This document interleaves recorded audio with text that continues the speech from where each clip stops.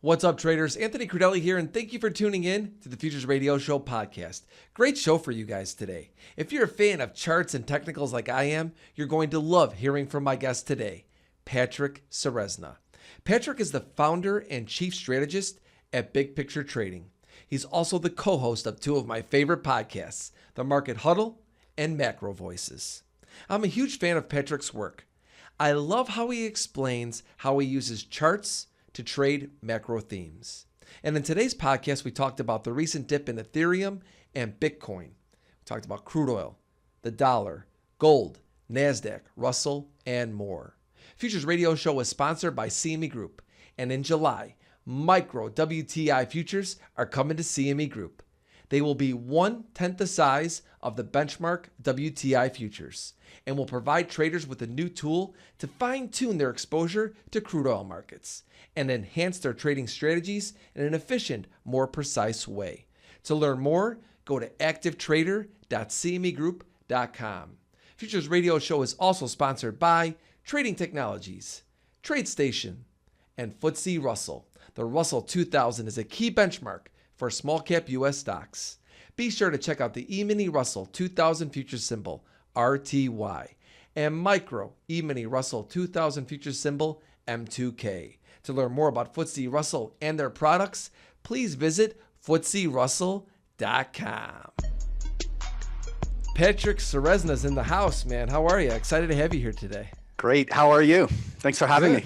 Yeah, I've been listening to you for years. Every weekend I listen to the Macro Voices podcast. By far my favorite macro podcast out there. I think, Eric has been on the show a bunch of times before. Huge fan of what you guys are doing. Learned a ton from listening to your podcast over the years. So it's just great to have you here today.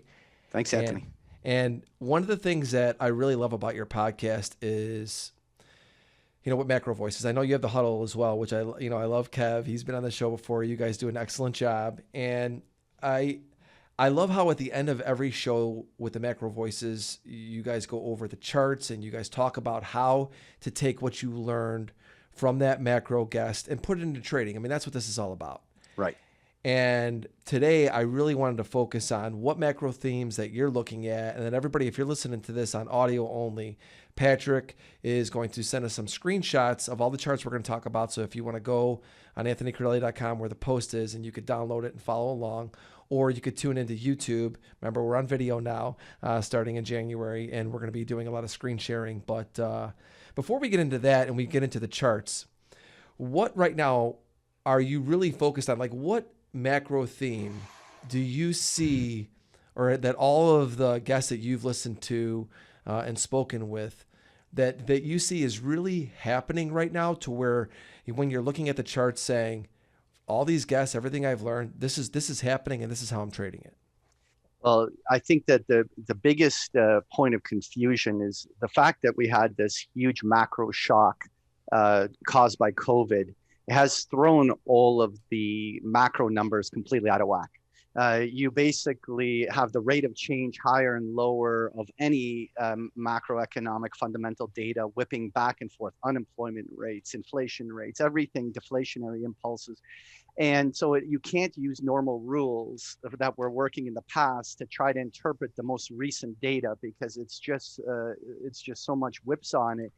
And so one intuitively has to go and observe how the market is reacting to the data to kind of get a pulse as to what has already been baked into the cake, what has already been accounted for. Because like, for instance, we had one of the hottest inflation prints in a decade come out just a couple of weeks ago, and bond yields did not go higher or make a higher high. Well, what does that tell me? Like, why wouldn't it?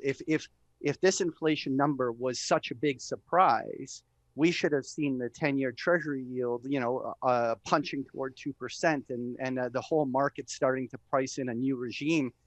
And the 10-year yield didn't even move.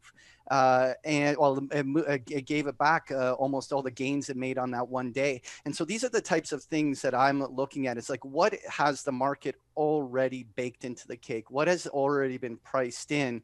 And where is the next asymmetric trade? Because so many things have become consensus. Eric talks about it, inflationistas, all these people that have turned from deflationists to inflationists. And yes, that's the reality on the short term. There's this transitory inflation that's coming through higher commodity prices and all the pent up demand that has been kept from everyone being locked down to suddenly it being all spent. And so there's this impulse that's coming in, but is it sustainable? Is it transitory, or is it a secular inflation that we are seeing? And these are such interesting questions to ask. And I look to the charts to kind of get a pulse as to what is the market really telling us. We know what everyone's opinion is. Everyone has an opinion. Yes. Everyone's willing to give us what they think. But you would think that the markets would be behaving in certain ways if it was being an immediate risk on the short term. And that's a lot of the stuff I want to talk about, like what's happening with the dollar, what's happening with interest rates, what's happening in commodity prices, how are the markets in terms of equities reacting to it. There's so many really interesting things that we're going to touch on here. Yeah, absolutely. And when I think back to a lot of the shows I listen to you guys, like I said, every week, and it's really been the topic of conversation is trying to find somebody who's in the deflation camp. And because pretty much everybody's hopped on and said that they believe that inflation is here and it's going to be running really hot. When you sit back and listen to all these different people, where do you think we actually are with all of that? Because actually the deflation argument, I have to say, there was a couple of them really got me thinking, and I'm like, man, am I, and when you listen to all these really smart people, far smarter than me, I can tell you that right now, I have been trying to figure out how this all kind of ends up. And I'm just curious from you who's listening to them, where do you sit with that? Well, you're about to get a good dose of deflation in this week's episode, where David Rosenberg joins us, and he is very firmly in the camp that this is just transitory inflation. Like inflation is here. He's not denying these numbers are here, but that all of the reasons that these inflation numbers are coming in hot are not sustainable over the long term. And that therefore, as soon as we see that all of this has been kind of priced in, higher, airline price tickets and all these different other factors that are coming on the short term, they're not sustainable. And therefore inflation will back off. And this is one of the biggest things to is in order to have secular inflation, which is a sustained continuous increase in prices over a long period of time, there has to be a macro fundamental backdrop for that. And so the question really is that secular inflation risk really a reality? Because there's no denying inflation is here right now. Yes. But the puzzle piece, is it transitory or is it secular? And I personally like to, because I'm a trader, and so I don't like to marry myself to one view. Rather, I look for evidence in the markets as to the market is siding with this side or that side a little bit more. I'm not convinced it's secular. I think that there is a very legitimate chance that a lot of this reflation trade that has been working, while it will probably stay with us for many more months, and we're not imminently, like today or tomorrow or next week, going to see a major shift in trend. I'm not fully convinced that this is just one straight line where things are going to run away and interest rates are going to keep running super hot. I'm more in the camp where I think that this is a very mature move already in terms of the reflation trade, and there's plenty of room for this to mean revert. A perfect example is the headline today from China. Basically, they're talking about they're not happy with the fact that commodity prices are this high, and almost all the commodities took it on the chin. the moment that headline came in, but there's going to start to be resistance from the commodity side of progressing. I mean, there's always room for them to still go higher. I don't want to say that this is the top, right? Like it's not, but there's only so much more room for this trade, and it's so consensus too, Anthony. Like for instance, find me one person that's bearish on copper. I don't know one. You don't know one. I don't know one. So the question then is, it's not that the bull case for copper isn't a good one, but the thing is how much of it has now been baked into the cake? If everyone is already in the copper trade, and this is already the consensus, where is the incremental new buyer that is going to take it to the next level, and where there's so much room for mean reversion in this trade, where everyone's gotten way ahead of themselves and we're just gonna have a shakeout at some point to get all the weak hands out of the market. There's a lot of risks in chasing the things that have worked really well in the last 6-7 months. That's the hardest part for me as a trader, because when I see so many of these moves and I listen to all of these really super smart people talk about how inflation is not only just here, as I think that's the obvious for everybody, the reflation is here, but that it's going to continue to run hotter. And when you look at prices, I mean, like we said, you and I are traders. It's like, how do I buy into that? I look at this and go, it becomes so difficult to manage risk. I mean, and I look at myself over the years in the stock market, Nasdaq trader, when this thing starts to run too much to the upside, which it does seems like almost all the time, but it just becomes so much harder to manage risk up here. I'm not a momentum trader by nature. I like mean reversion. And when I see markets that run like this, I tend to just say, I can't even really get into that. I mean, there are some markets, crypto, I've kind of, said, you know what, if you want to get in some of these, you might have to buy into momentum, because it just runs so much further than what a commodity does. Maybe not this year. I think the commodities have run crazy, but I think that's what holds me back from the true macro theme that's happening. So when I listen to this and I listen to you, I'm with you on the trader side, but do you think it's you and I as market people saying, this is, how much further can it go? So to me, and when I hear you talking that way, it resonates with me too, because to me, I only care about getting into trades that are asymmetric, which is I need to be able to manage my risk effectively, and I have to have the potential to make far greater returns on the upside than the risk I undertake, right? This is just the very basic principle of successful trading. And the thing is that once you're chasing something that it's hot, your asymmetry completely skews, because now you have more and more downside risk, and there's only so much further incremental gain. And so your risk reward proposition and your payoff profile are completely worsening, and all you're counting on is momentum to carry you. And then you're just hoping that you're not the sucker holding the bag when the music stops, right? Like that you get a chair, right? So the more you're a momentum chaser, the more you have to be on top of the market immediately. Like look how fast the market's turned in the last 24 hours.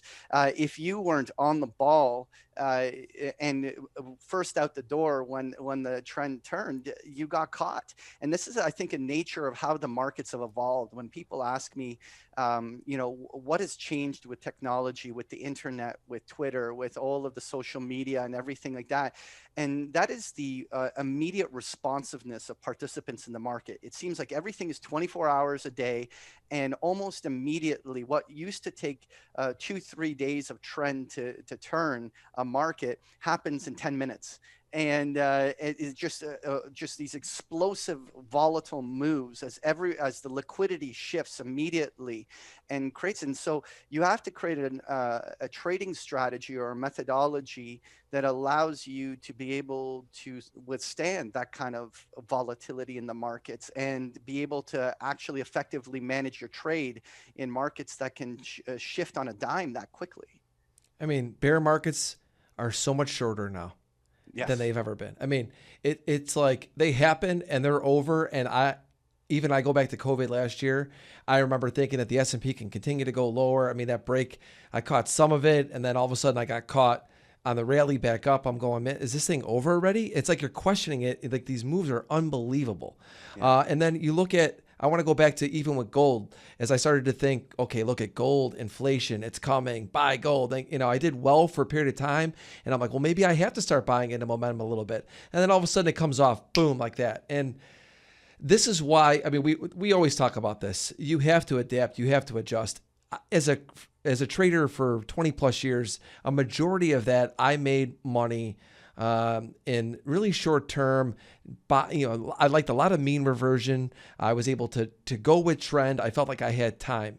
I would say the last few years, I've had to really adjust. Like you even mentioned, you have to develop a strategy around how the market's changed.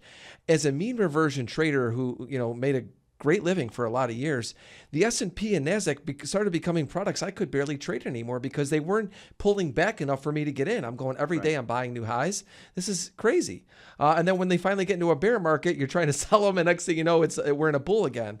So I think this is where, today I want to go to the charts with you, and I want to look at how you are using technicals to help you navigate in these type of markets, because you've got a ton of experience with it. You understand the macro themes well, and I want to go over how you've adapted and adjusted, looking at the charts and saying, these are the themes, but this is how I have to create this strategy around that. So what are you in the mood to talk about first? Let's go top down, right?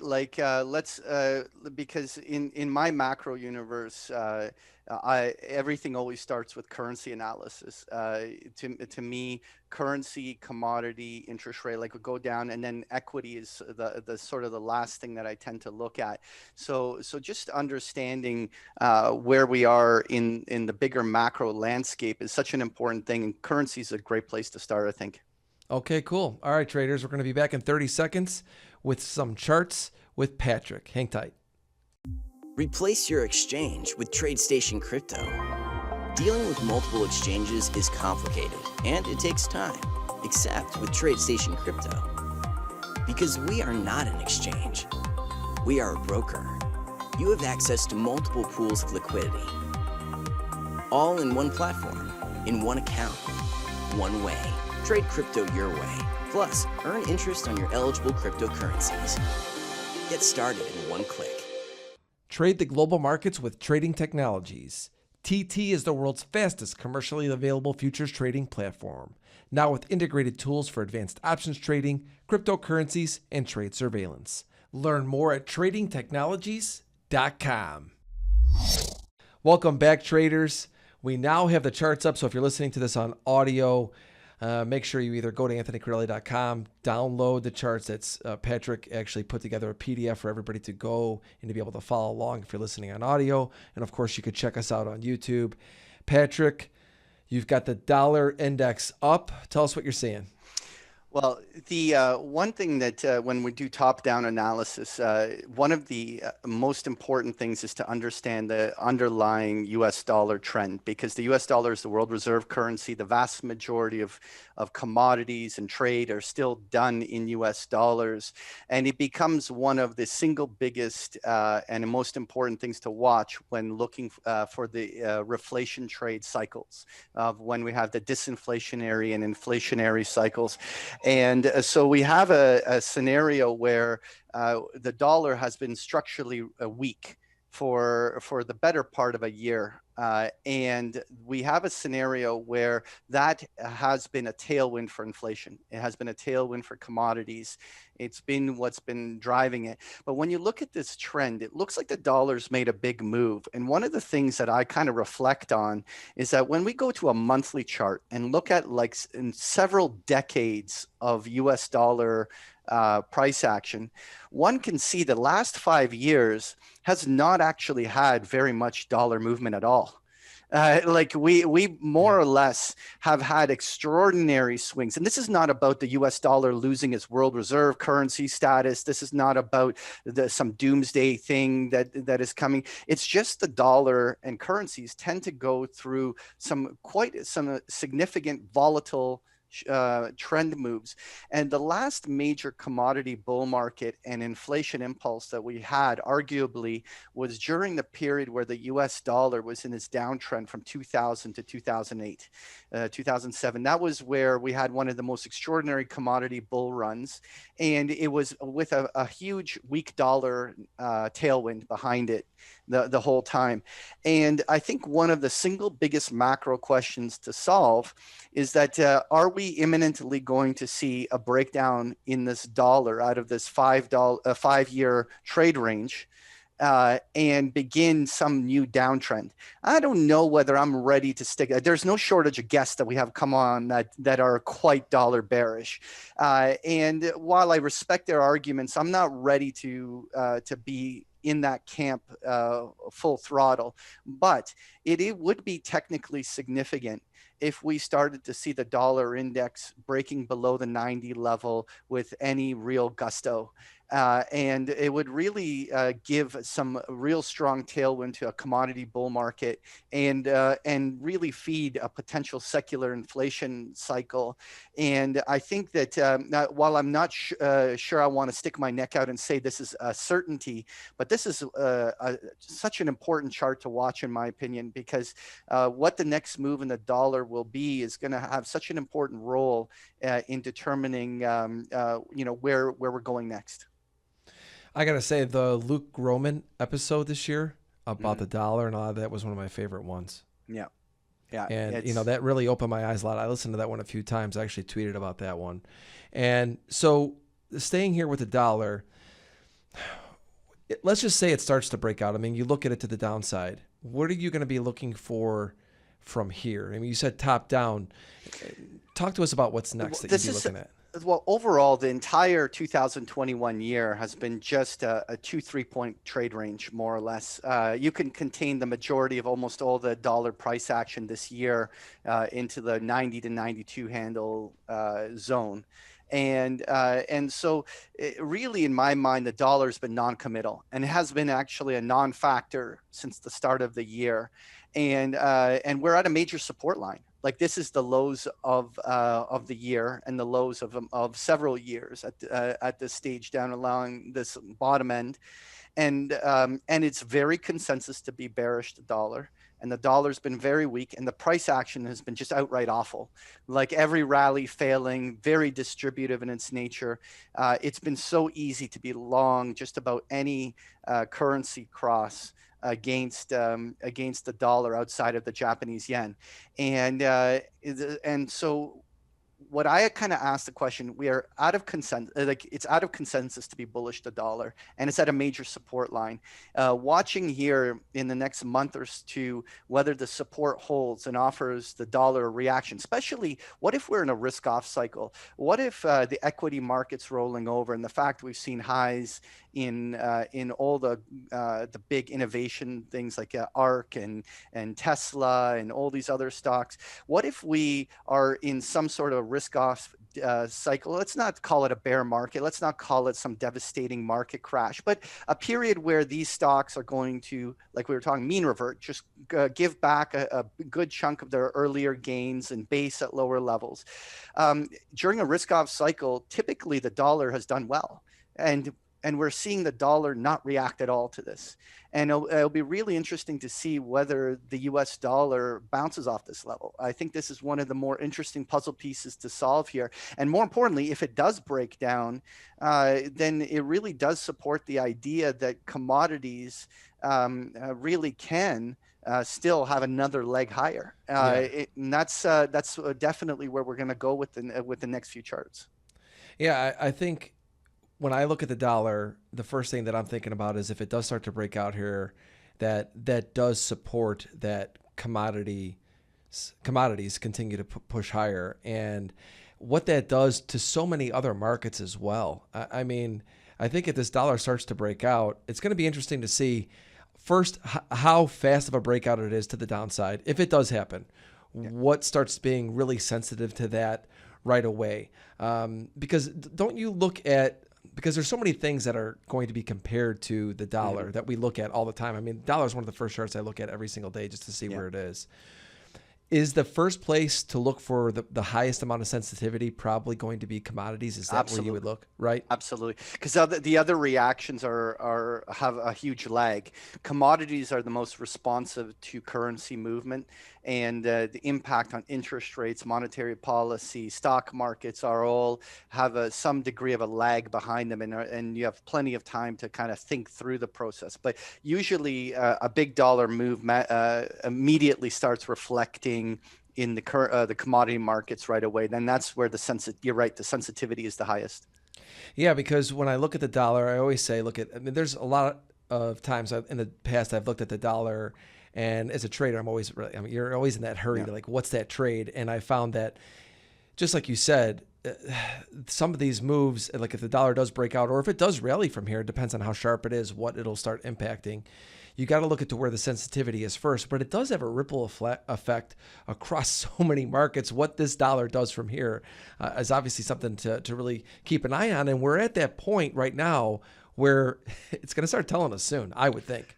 This is such an important make it or break it moment, especially considering what happened in the other asset classes today. Like and it's at a major support. Will the dollar bounce here? I'm dying to find out. Like, I mean, it's got a bit of a green reversal candle here, but I mean, that's nothing to write home about. I certainly wouldn't want to be trying to like say that this is impressive, the reversal we have off the low, but it is bouncing, and it'll be interesting to see whether the support here, like even if we do bounce, but if it fails to make any progress above the 91 level, then it's still going to demonstrate distributive and very weak price action. I mean, it would take a decisive breakout above 91 and the euro breaking below 120 on the downside in order for there to be any real technical damage that would start in order to shift these trends.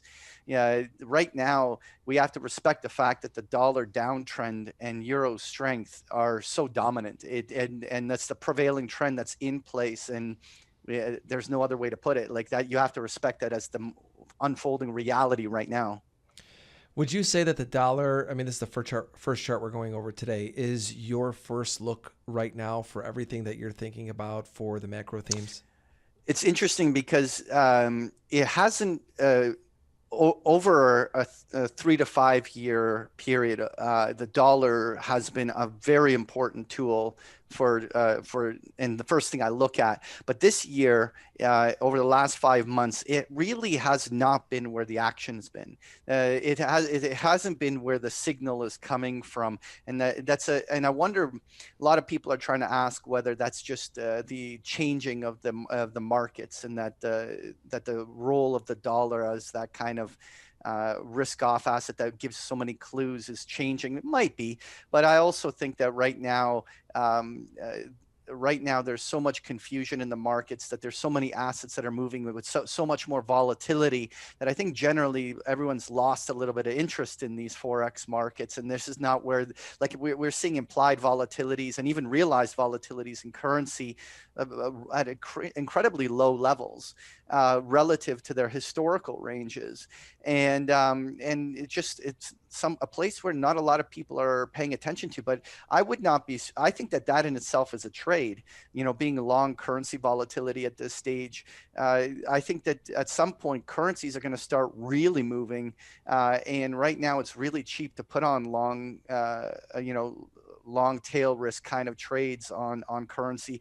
But right now, anyway, we're at a major support. I mean, that's really the only thing I'd want to take away from the current chart to see whether we get a bounce here. What do you want to look at next, Patrick? Well, I mean, the one interesting thing is the commodity-based currencies like the Canadian dollar have been incredibly strong. And most people actually look at it on the USDC. Let me just flip it. So the US dollar has been very weak against the CAD. And that's obviously because the Canadian economy tends to get a lot of inflow when commodities are hot, and it's a very strong commodity-based economy. And it will be really interesting. Like, this is now way overdone. And one of the interesting things that I'm looking at is that is the Canadian dollar already run as far as it's going to go. Like this 120, is it going to be a key support as we see that potentially crude oil and other markets like this may not be able to break to higher highs, at least in this cycle? I mean, there's no denying that crude oil can be much higher later this year. We're just trying to determine like whether it's happening right now. But will the CAD to kind of jump to 124? Something I'm watching. We should also touch on this crypto, Anthony. Like, oh yeah, like look at this Bitcoin chart. Like, one of the things I say, like whether people are a big fan of Bitcoin or they're not, I don't think that I can add any value by putting too strong of opinion about the long-term viability of crypto. But let's talk about a technical element of the price action of Bitcoin specifically. And whenever something rises with the kind of parabolic fashion that Bitcoin has been rising, in particular Ethereum or some of the other markets, they require perpetual momentum to keep making incrementally higher moves, because as the market gets bigger and bigger, you need more and more buyers to keep the momentum going. And one of the most dangerous things in any market is running out of momentum when you're at very highly elevated levels. And one of the things that we were talking about with members over the last 2 months is that there's nothing wrong with Bitcoin being at 60,000, but the bulls better show up with another bull impulse and get the momentum going again to actually drive that move to 80,000 or higher on a move. And the worst thing that could have happened to crypto is it just run out of momentum. And that's virtually what we saw. I mean, a lot of technicians will like to try to cookie cutter a head and shoulders pattern onto this chart or some other technical formation. But reality is that they had a shot to rally it in May, and no one showed up to the party. And at this stage, we've begun some sort of distribution cycle. Will it be a buy on dip? I know Kathy Wood was talking about, and a few others were like that this is a great buying opportunity. Maybe it is, but right now with this technical breakdown, there's a distribution cycle underway, and sometimes these distribution cycles can last longer than people want, but it offers often a great buying opportunity. So it's at this stage, will this be one of these like multi-month corrections that just leaves Bitcoin as a quiet asset, just where basically money flow is not going for a little while until a strong base of hands, finish accumulating it for another bull run? We'll see. Right now, I'm a seller on the idea that there's an immediate short-term upside, other than like you said, a mean reverting kind of snap. Maybe we'll see 45,000 on the snap. There could be another 7,000 points on the upside on Bitcoin just from a fib retracement of some sort of reaction off of the lows. But I don't think that Bitcoin is going to back to its highs in the next month or two. It's going to take a solid basing formation and a bigger turn in its trend to start a new bull impulse. Couple things. First, I totally agree with you on the momentum side of things. When we look at crypto, when it gets up to these prices, like you said, it feeds off of momentum. I mean, this whole crypto trade has been psychologically for me trying to wrap my head around not only what crypto is, been spending years talking about it, and I'm still probably not super clear on it, but I mean, I definitely understand it a lot better now. But the trading side of it, it just feeds off of momentum. It's just what it does. But one thing I will say about what I see here on the chart today is capitulation. I mean, I'm not saying that short-term capitulation, absolutely. Yeah. And when we look at when we look at all of these, we just talked about this earlier, these bear markets, how fast they come and go. Like we said, I don't think we know what's going to happen here in Bitcoin, but I look at this and I say to myself, when these moves happen as fast as they do, up or down, but especially down, and these are the opportunities for me personally, would want to be a buyer in. I didn't buy any Bitcoin today. I really don't trade much Bitcoin. I trade more Ethereum and I trade a bunch of other altcoins. But when I look at this and when I think about it, if this was the S&P or if this was something like that, everybody, I'm not comparing Bitcoin to the S&P, but my point is if I saw action like that, I'd be like, I've got to buy it. Especially for the people out there that want to own Bitcoin. These are the moves you want to get in, because I was watching it this morning, Patrick, and I got to tell you, I was looking at it going, how do I even step in here? I said, you know what, step back, because I was just watching it just drop 1,000 at a crack, and I'm going, I have no edge here, and I have no way of managing risk. But now that it's stabilized somewhat, you look back at it and say capitulation. That's just what it comes to mind for me. So I'll agree. And so here's the analog that I'll put out to you, that the way I'm approaching it. So there is clearly some sort of a short-term low that's being established, and a reactionary snapback rally is par for the course. Like you're getting, like I said, 45,000 by tomorrow, the day after, is something that wouldn't shock me. But what is going to be in my mind the most important tell is going to be about how the bulls show up and where they take it. So I'll give you an example. Let's draw on a sequence. So there's going to be a snap. So let's say in a week, we're back to 45,000 on the upside, like I just drew on here with these ghost charts, right? If the price action starts to, over the next month, just get heavy, it could easily break for another round, and this was just nothing but a retracement on the other side. The single most important thing that bulls can do at this moment is you want to see sustained buying that is showing that they're building the price action higher and doing a lot of repair work and neutralizing the entire sell cycle. And so so the snapback rally is, to me, is something that is very likely to happen. But then the way that we look at the pattern of a price action and accumulation that occurs in the weeks after the snapback is where I'm going to really have a much higher conviction as to what's next in store.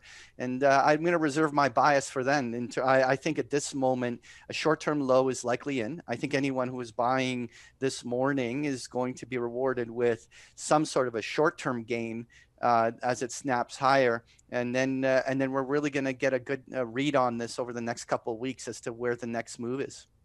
I agree with you completely. And everybody, I loved how he just kind of laid that out. I mean, because you always have to have a plan, and what you look for, especially off of these capitulation moves, is exactly what you said. I mean, this goes back to even reminded, I said the S&P when I went back and saw that low last year when it happened, and I think it was March. And I saw how it's just started to build. I mean, I fought it for a little bit, but exactly like how you said, almost the way you drew it is somewhat similar to how the S&P looked off that low. And it's really, it was one of those things where you look at, this is where I think we were talking about this a little bit before we came to the charts, is how we've had to really, psychologically, I've had to change how I think about some things and how I'm approaching my trading business, because these moves happen so much faster. And like we said, it's momentum on the way up, then it's a capitulation, it's a bear market, so fast it's over. And that's just really I don't know how long you've been doing this. I know you've been doing it a long time. That's so different from what we did for a lot of years and made money, right? I mean, This is just, you wake up, you see this sometimes and you're going, wow. I mean, and it's a wow every month almost in a different market. It just is. It's really, it's definitely taken something for me to get used to and wrap my head around in my game plan. What do you want to go over next? Maybe go to Ethereum now. I don't know if you've got ETH up there.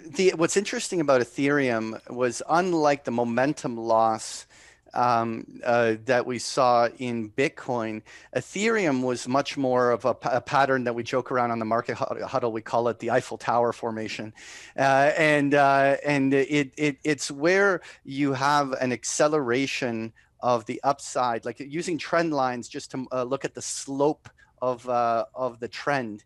You see that there's an acceleration of trend on the upside.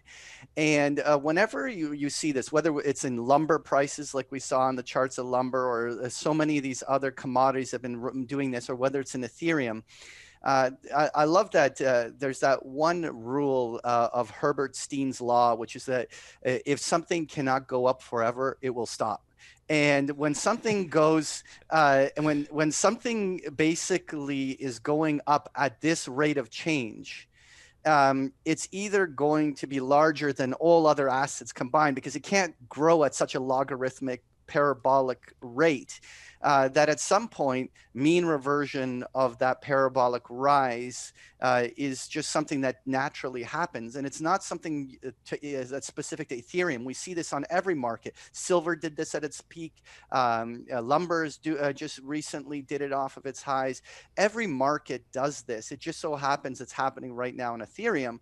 But at this stage, with this kind of a drop, again, very similar, you're going to get some sort of a reactionary bounce backwards. We could easily see north of 3,000 back to 3,500 on the upside of a reaction. And very similar to Bitcoin, it's going to be about what it does then, right? Like, I think it's snapping back to that level would be an incredibly natural price action move, as buy on dip traders are buying the opportunity, and suddenly the liquidity shifts and buyers are able to get the snapback, and people that were panicking stop panicking, and it creates that reactionary move. But then that's where we'll get the big tell. So we'll see. I think both of them, all the cryptos right now have obviously capitulated, and I think a short-term low is in. Like when you have this kind of a 50% kind of wipeout in a span of a week, you usually things are going to stop going down and have a reaction the other way. We'll see. Yeah, I know exactly. I feel the same way. What are you thinking about next year? Or either you want to go to gold? Let's go crude and gold. Oh, okay, cool. So what I want to do is let's touch here on this is just the June contract on crude, and one of the things up until today's break, I think it was some Russia headline or something that spurred some distribution. I was pretty impressed with the way that oil's price action kept rebounding. And a lot of people often are quick to assume that a double top will form as we approach a previous high, and we're going to reject along a previous high. But a lot of times ascending triangles become the pattern, which is essentially that the price action just keeps working its way higher and then inevitably breaks to the upside and just runs for another impulse higher.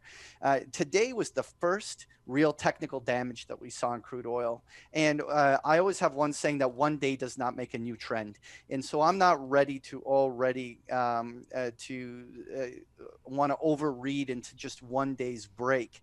But we had substantial overhead resistance. Everything looked pretty good even yesterday for the potential that oil could have break out to a fresh high. And we had a breakdown. But one of the interesting things, there's some key supports in the 61, 62, 63 level, kind of fib retracements of the rise from March to the current highs.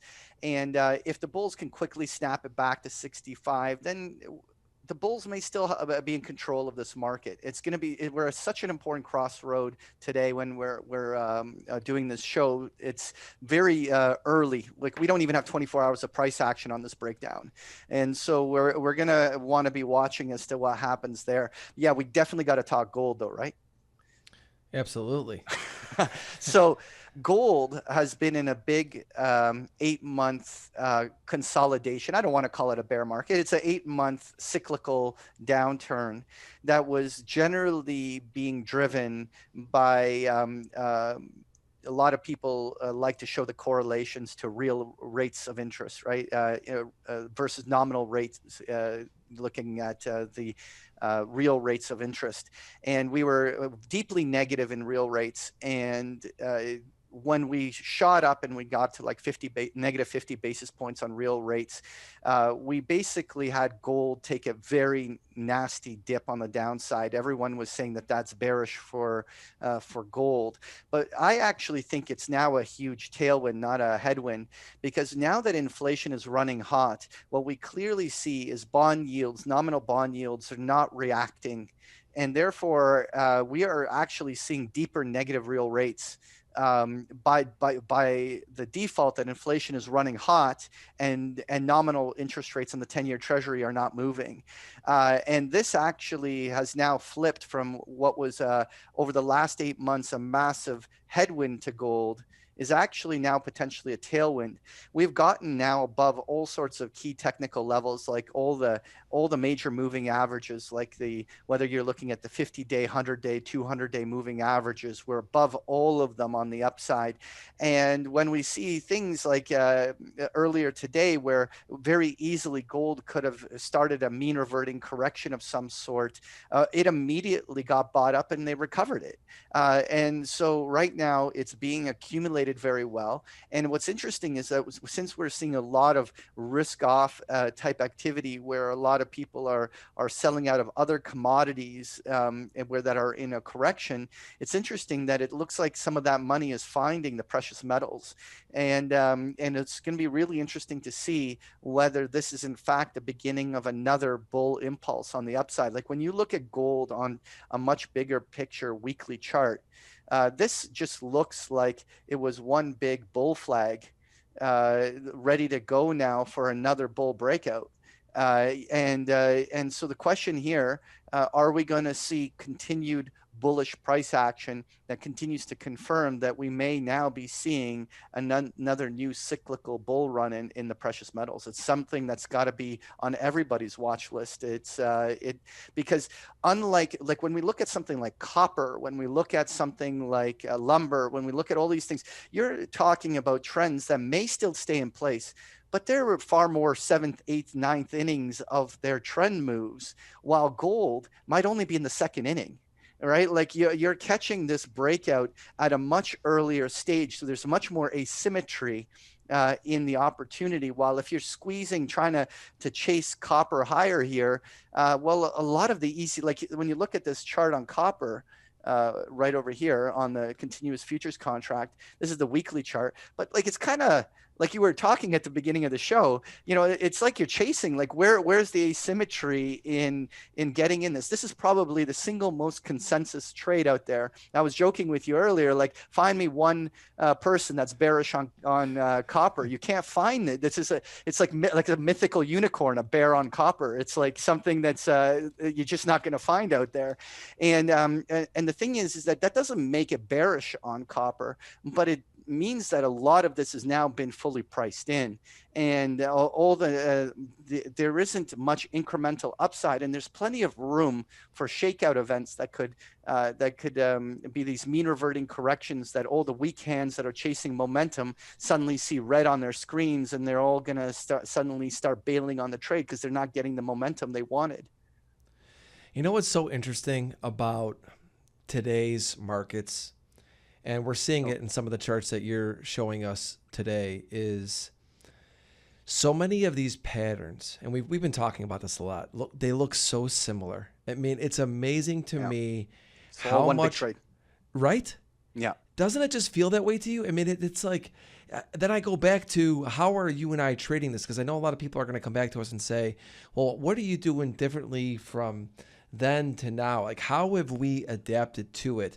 I've talked a little bit about how I'm adapting, as I've had to actually incorporate how I'm going to trade into a momentum move. A lot of that, I'll go to your podcasts and I'll say, what is the macro themes? How far can they go? We've been talking about inflation for a while. Some of those trades I'll look at and say, maybe I can buy into this high because it's being supported by it. Then you start to look at price and say, how far can this go? And as a trader, if I can't manage my risk, I move away from it. And there's just different things I've had to do to just put myself in position to be able to manage risk and take advantage of this new environment. And it's taken me time. I mean, a lot of bumps and bruises for me, there's no doubt. And I still find myself, struggling with it and trying to really identify how so much has really changed. How are you going about with these charts that we're looking at here? Talk to us about what's the key thing maybe that's different from what you used to do to now in order for you to be able to capture edge in these markets. Well, I'm a very big fan of options trading. It's actually the core to the way that I approach the markets. And what I find is that the convexity that you get in being long gamma with options, and the fact that you essentially have a huge upside, and the more right you get, the more the option behaves like the underlying security, but you have a very defined risk and a way to manage it. It allows you to have more staying power than when you're trading the underlying futures or securities directly, because you have to manage your risk whether you're trading, any one of these assets.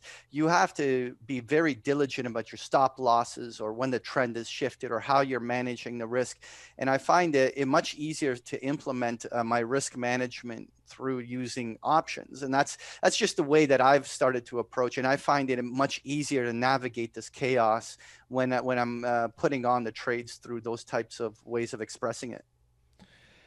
Funny you say that, because actually for gold, I've talked about how I did really well trading it at the middle towards the end of last year. Then I started to get chopped up. I continued to want to be bullish gold. I thought that trend was going to continue. I kept trading around a core position in the future side of things. Just kept stopping me out, buying back in, take some off, get stopped out again. It just was one of those things. This last time around, when I saw it start to stabilize, hold above really the 50-day moving average, I was keeping an eye on it. I went to options because I said, you know what? This trade has chopped me up so much. If this is going to work, I need to go further out. I bought miners this time, and which I thought was, I said, okay, I could still participate. I don't have to be in the futures. And there's certain days where price is really good, confirming everything to me. I could use the futures, but I agree with you. I mean, it's so. First of all, like we said with these markets, if they're going to start working, the momentum is one of those things where it's going to go so much further than you think probably anyway. So you might as well get into something to where you could have a stronger hand in the market. And options for me on the gold side is where I've moved in with that particular market. So I totally can see that. And it's actually, maybe I want to see if you want to pull up maybe Nasdaq next. I'd like to see what you think about that, because this is another market where I really wasn't trading much of it at the beginning of this year. And once again, we're going to say the same things. I'm not going to just keep buying highs. I finally saw it start to come off a little bit. It even looks, you can see it's at pretty much like a double top up there. I think the activity now for a day trader is starting to get good. What are you seeing here in Nasdaq? Well, I think the Nasdaq is such an interesting market, because one of the things, I think, whether you hear guests like Julian Brigden or Harley Bassman talking about these tech growth companies are basically like 70-year duration bonds. Like, they are basically long duration bonds, interest rate sensitive, because you're discounting all that future growth to the present, and interest rate sensitivity is huge. And so in this reflation trade, stocks like Apple have been struggling, right? These FANG stocks, these kind of stocks that drive the Nasdaq index, have been just preventing it from playing its traditional leadership role, which we've seen over the last 5 years. The Nasdaq materially outperform in a big way, but it's now a contrarian play, because what if, I'm going to give a what if, because I don't want to use it as a forecast. Well, what if inflation is transitory, and what if it's not about to run away, and that on the other side of this will be some sort of disinflationary impulse on the other side? This might be an extraordinary buy on dip opportunity on some of these stocks that have now become out of favor. Everyone's chasing the cyclicals, everyone's chasing the miners and all the basic materials stocks, and they're even chasing coal miners now and stuff. Like, it's crazy, like what we're seeing, what we're seeing in terms of like what's hot.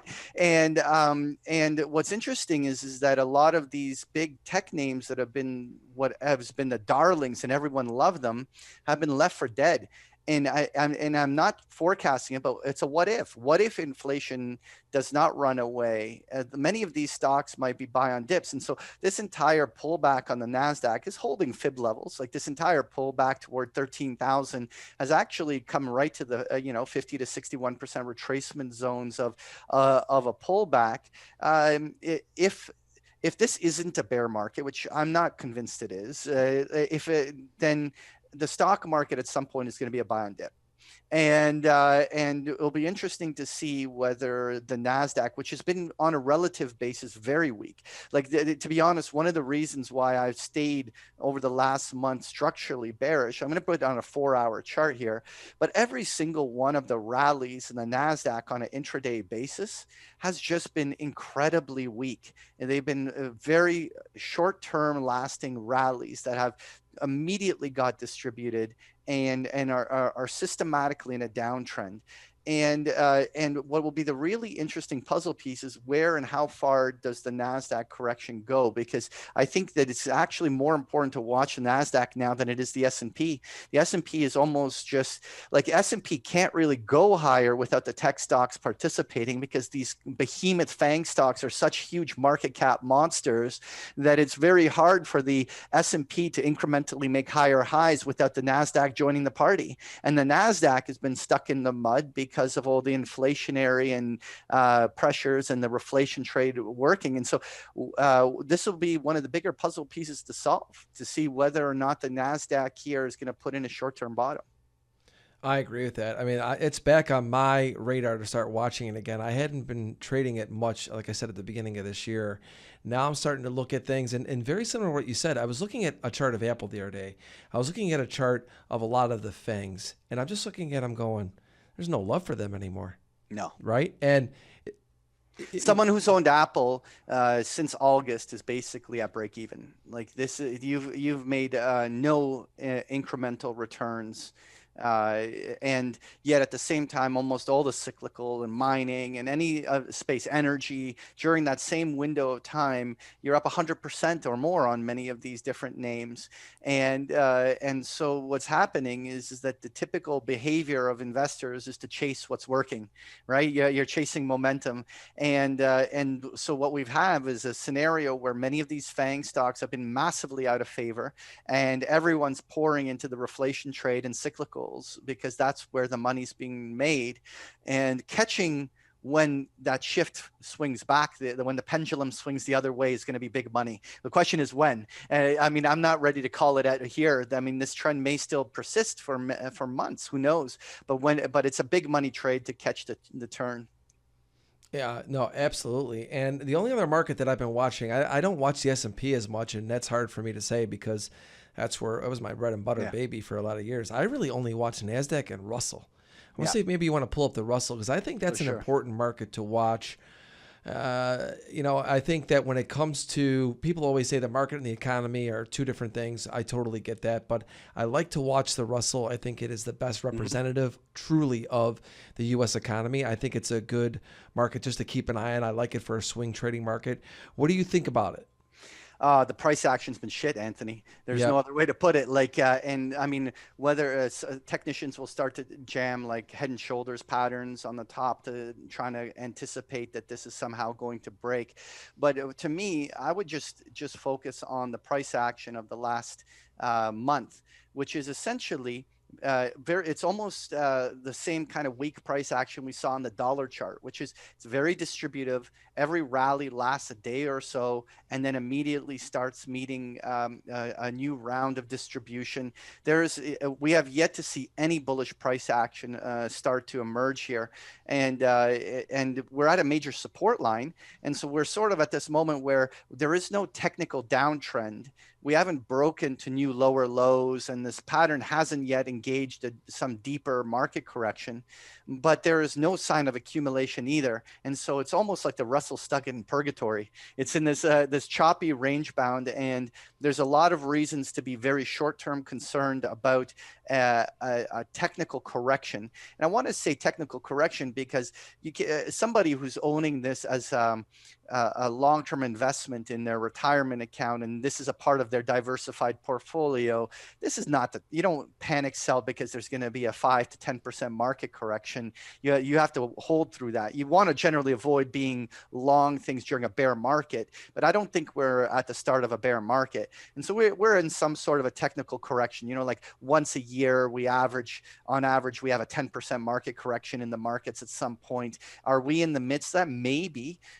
And if that's the case, maybe the Russell goes down to 2,000, right? Maybe we're going to still get another couple hundred points on the downside of some little break that washes traders out on to lower lows. And then it reverses, and it's going to be a great buy on dip. But right now, price action is very weak, but it's got a good support line that we can at least lean on along this kind of 2100 zone. Yeah, I was actively trading it quite a bit at the end of last year, middle of last year. This year, same thing. I think for a trader, it's a tough market to trade right here. But I am keeping an eye on it now. As you said, I think we've seen really a time correction. I don't know if you want to call it that, but where it's not done much. But I mentioned that I like to watch the Russell as really a lead more of to what's happening with the economy. You talk to so many different macro people. You're much better at understanding macro than I am. Do you agree with that, or how do you feel about the Russell? Small cap is definitely middle America. It's the way that you're going to gauge on the health of the real economy. But what's interesting is a part of the big reflation trade that kicked in November. It was small caps, cyclicals, and financials that were all the real leadership. And what's interesting is the cyclicals and financials kept going, and the Russell stopped participating back in March. And I find that really interesting that all three were working earlier, and the Russell's the one that's diverging from the other two. And I don't know if I want to conclude some sort of a thing from that, but it is interesting that the other counterparts in that reflation trade have actually continued to run while Russell has not. But definitely it is a testament to, because I mean, almost all of the major money flow goes into the large caps. That is, and the small caps tend to be where you got a lot more value. And it's giving you a better gauge as to the reopening trade and all of these other elements in the market. So, yeah. Yeah, I mean, that's why I'm watching this right now. Nasdaq, it's funny, I haven't been watching much of them for most of this year. I think now it's starting to get very interesting after hearing you talk about the Nasdaq and tech. I just feel like there's going to be something there to start playing soon. I just feel it. It's one of those things where, we all go through our charts all the time, and you watch all these different macro themes happening. You see what's going on. And now all of a sudden I'm getting like this thing in my stomach where I'm going, start looking at this Nasdaq. Because like I said, I pull up the Apple chart. I'm pulling all these charts. I'm going, these stocks don't go without love for too long. And who knows? I just know that in my mind, I'll be watching them. And I think that it's going to be, the stock market could start becoming the talk again. I don't think it's too far away from that happening. Everything really lately has been commodities and crypto.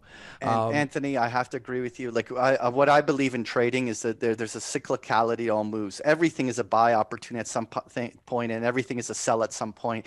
And the problem is too many people, want to fundamentally anchor themselves on some belief and they get too invested emotionally, and they don't see before them where the trade is. And in the end, I only care about making money. And when something is a buy, I buy it. When something is a sell, I sell it. And I don't get married to nothing. And I think that's the best way of approaching. You have to have this neutral state in your brain where, look, just because you like something doesn't mean you have to own it the whole time, right? You have to kind of ask yourself, when is there the asymmetry in taking the opportunity? And when it's not there, you just don't trade it. You go where there is another opportunity. You have to have that mental flexibility to be able to walk away from something and leave it alone for a while. Yeah, really growing up as a trader, I felt it was so important really just to stay focused on one market and just trade that one market and become, I don't want to say a specialist, but it just really refine your strategy for that one market. And that really worked well for a lot of years. And as we said, markets have changed. They've changed so much more than I could probably go over in this one podcast. They've really changed a lot. And as a trader now, like I said, somebody who believes that you really should have just been trading one market. I still think that there is definitely the ability to make a living just trading one market. I do believe that, in one style. But for myself now, I've evolved to where when things go in a market where there's just nothing to do. Like I look at the Russell, I go from trading it every day and all these positions to I look at this. I really wouldn't be trading this for the last 4 months. And then all of a sudden it comes back into play. And I don't know if that's how you were as maybe one or two markets. And now I feel like I have to be able to trade other markets. Otherwise, opportunities coming and going. It's funny that you say that, Anthony, because for 3 years back in it was almost a decade ago. For almost 3 years, I ran an S&P E-Mini trading room, chat room. Like I just basically was with a big group of people on a live thing, and all I was doing is day trading the S&P live. And I did it for 3 years, and it somewhat was successful enough to keep running it for a long period of time. But what I found was that I was exerting so much energy into to trading the SPOOs, yet I was making all this money from all of the trades that I was just buying and holding and actually managing and things. And that's where I evolved. A part of my the whole thing of big picture trading is that we trade everything holistically. We look at all of the markets and ask where are the opportunities and where can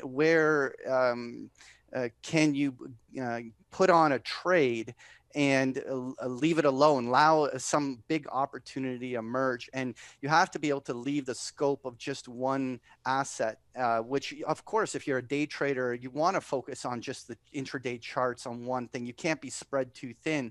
But when you get into macro and you get into that space, you want to be able to take that holistic view and see how all the markets interconnect and influence each other, and where all the different opportunities are emergent. And you have to be able to step back and look at it that way. For me, it's come down to I like to see a dominant trend that I could capture, take advantage of. I like to think one side of a market. And I used to be somebody who was in and out on both sides all the time. And the machines just started chewing me up. I mean, that's just the way it is. So I started saying to myself, okay, if you're going to compete at the level you've always competed at, you have to start adapting to this new type of market. You're not going to win on speed. I've got to win with a stronger hand in the market. Let the markets identify a trend. So I started getting into macro. See what's happening on the macro theme. Look at your bigger picture technicals. So much more important to me now. Where I see a dominant trend, I trade one direction in that market, whether it's swing position, day trade, use options. But in my mind, I'm convicted to that one side, and if I'm wrong, fine, I could deal with it. That's part of this business. But I'm not coming in there just spinning my wheels every single day trying to force something that's not there. When I see markets, like the Russell, the S&P, Nasdaq, stocks in general have gone very consolidated, I say, you know what? I don't do well in that. Okay? I used to when I was scalping. Things have changed. Machines are better than me at that now. I stay away from it. When I see a trend that I like, I was pounding the table this year on Ethereum. It's been great for me. I mean, I gave a bunch back. It's okay, but look, it worked for me for the time. I'm smart enough to manage my risk. I took as much as I could. We'll see what happens from here, what's next. But I'm not going to sit here and just churn myself, and just get chopped up. And I think that's why I like your show and just like the stuff that you do, because it's like you have to have that big picture perspective now. I don't care how short-term all of you guys are out there that are listening to this. If you don't have that perspective of the bigger picture, you're missing out on what's really happening in today's markets. And that is these trends go further than you think. We talked about momentum. Why do you want to trade in something that's in a consolidation? Unless that's your style. I mean, that's fine. But I think it's much harder these days to trade in consolidation with the way the machines are. It's just my opinion. Yeah. Anthony, I completely agree with you. I describe it to my members as that everybody today seems to be competing in the gladiator sport of short-term timeframes. In a sense, there's obviously high-frequency trading machines, but every hedge fund, every prop trader, everyone is having their P&L calculated daily, weekly, monthly. Everyone is trying to get a piece of the most immediate action. And so even if there's an amazing big picture, a trend that will emerge over 6 months, a lot of these people, unless the trend is started already, they are not willing to jump in because they need to be where the action is right now. And so I find that there's an edge in stepping back and looking at the bigger picture of where some of the big moves can happen, and not get chopped up in the gladiator sport of this short time frame, which everybody's competing in, and some really smart people are in that space with some pretty high level technology. And you like, do you want to play in that sport level? I mean, it's not right or wrong, good or bad, but I find my edge comes from kind of stepping back and trading some of those bigger trend moves. Great stuff today, Patrick. It's always good to pick your brain and hear from you. Tell everybody where they could find you on Twitter, talk about big picture trading, and of course, plug the podcast. Oh, absolutely. Well, first off, I'm a part and co-host of 2 podcasts, Macro Voices and Market Huddle, can be found whether on YouTube or on any podcast player. So you please check it out. Otherwise, you can follow me on Twitter at Patrick Ceresna. And you can also follow me on my website at bigpicturetrading.com, where I publish alerts and have all sorts of great educational programs available. So check it out at bigpicturetrading.com. Thanks. Yeah, everybody, you got to check out both the podcasts are really good. They're on my follow list. And like I said today, I've learned a lot from Patrick over the years on his podcasts. And check out Big Picture Trading and follow him on Twitter. Patrick, I got to tell you, it was a lot of fun, man. It was great being able to finally have you on the podcast. Thank you. Learned a ton from you over the years and learned a lot from you today. Thank you so much for joining me. Thank you. Thank you for listening to Futures Radio Show. If you enjoyed the show, please leave a 5-star review on iTunes. Never miss an episode. Go to anthonycrudele.com and get on our email list for show notifications and for free content that is exclusively for subscribers. Also on anthonycrudele.com, you will find tons of videos and education on trading futures, options, and crypto. Past performance is not indicative of future results. Opinions expressed are solely my own and my guests, and they do not express the views or opinions of my sponsors. Futures Radio Show is produced by Crudele Productions.